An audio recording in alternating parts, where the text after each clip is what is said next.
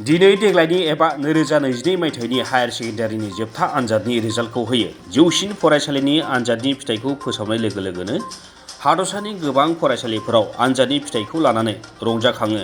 बेबादिनो गसाइगाव नोगोर खाथिनि हाफनापारा पद्मबिलनि सान फाउन्डेसनजों सामलायजानाय गसाइगाव साइन्स एकाडेमियावबो साइन्स आरो आर्ट्स आयदायाव जौसिन फरायसालिनि जोबथा आनजादाव फरायसाफ्रा मोजाङै उथ्रिसारनो हानायाव फरायसालियाव रंजाखांनाय थासारि सोमजियो। साइन्स आयदायाव सा 77 आनजाद होनाय फरायसाफोरनि गेजेराव साथामा डिस्टिंसन, सा 11 स्टार, सा 59 सेथि बाहागोआव, सा 18 नैथि बाहागोआव उथ्रिसारनो हायो। गुबुन फारसे आर्ट्स आयदायाव आनजाद होनाय सा 34 फरायसाफोरनि गेजेराव सानैया डिस्टिंसन, सा 8 स्टार, सेथि बाहागोआव सा 23, नैथि बाहागोआव सा 9 आरो थामथि बाहागोआव सानै फरायसाफोरा उथ्रिसारनो हादों।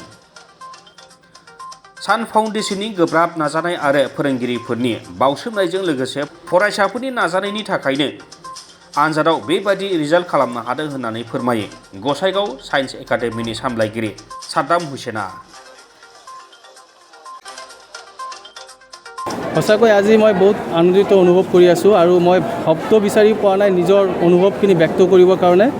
এইবেলি আমাৰ গোসাইগাঁও ছায়েন্স একাডেমীৰ বিজ্ঞান শাখাৰ পৰা টোটেল 77 ষ্টুডেণ্টে অৱতীৰ্ণ হৈছিল। তাৰ ভিতৰত আপোনাৰ 3জন ডিষ্টিংশ্যন, 11জন ষ্টাৰ আৰু প্ৰথম বিভাগত আপোনাৰ আছিল 59 ষ্টুডেণ্ট আৰু দ্বিতীয় বিভাগত আছে 18 ষ্টুডেণ্ট আৰু থাৰ্ড ডিভিজন নীল।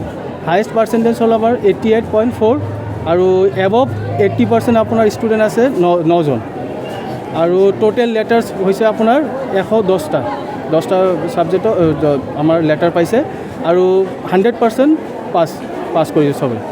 আৰু এইবেলি আমাৰ প্ৰথমবাৰ কলা শাখাত অৱতীৰ্ণ হৈছিল ষ্টুডেণ্টে। টোটাল ষ্টুডেণ্ট অৱতীৰ্ণ হৈছিল আমাৰ 34ৰ ভিতৰত আপোনাৰ 23 ষ্টুডেণ্টে ফাৰ্ষ্ট ডিভিজন পাইছে। তাৰ ভিতৰত আপোনাৰ 2জন আপোনাৰ ডিষ্টিংশ্যন, 8জন ষ্টাৰ্ছ আৰু 9জন ছেকেণ্ড ডিভিজন আৰু থাৰ্ড ডিভিজন 2জন পাইছে আৰু সৰ্বমুঠ আপোনাৰ 44টা লেটাৰ্ছ পাইছে আৰু আমাৰ পাছ পাৰ্চেণ্টেজ হ'ল 100%। তো এইখিনি ফলাফল আমি যিখিনি আশা কৰিছিলোঁ সেই আশা অনুসাৰে ধৰক আমাৰ ফলাফল আমি পাইছোঁ, তাৰ কাৰণে আমি সুখী।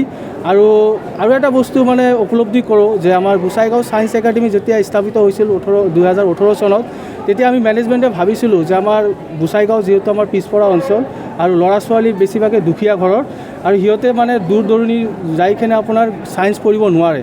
তো সেই মটিভ লৈ যে আমি গোসাইগাঁও ছায়েন্স অঞ্চলৰ ছায়েন্সৰ অলপ মানে যিটো এনভাইৰনমেণ্টটো আমি অলপ পৰিৱৰ্তন কৰিম, সেই মটিভ লৈ আমি গোসাইগাঁও ছায়েন্স একাডেমিটো প্ৰতিষ্ঠা কৰিছিলোঁ। আৰু সেই অনুসৰি মানে আমাৰ গোসাইগাঁও অঞ্চলত যিমান বুদ্ধিজীৱী ইণ্টেলেক্সুৱেল আছে সকলোৱে আমাক মানে সদায় অনবৰতভাৱে তেখেতসকলে আমাৰ পৰামৰ্শ, সহায়, দয়া এইখিনি আগবঢ়াই আহিছে কাৰণে আজি ধৰক আমাৰ গোসাইগাঁও ছায়েন্স একাডেমি ইমান কম সময়ৰ ভিতৰত এইখিনি পজিশ্যনত আহিবলৈ সক্ষম হৈছে। তাৰ উপৰিও ধৰক আমাৰ বহুত ষ্টুডেণ্টক আমি ইয়াতে বিনামূলীয়াকৈ পঢ়াই আছোঁ।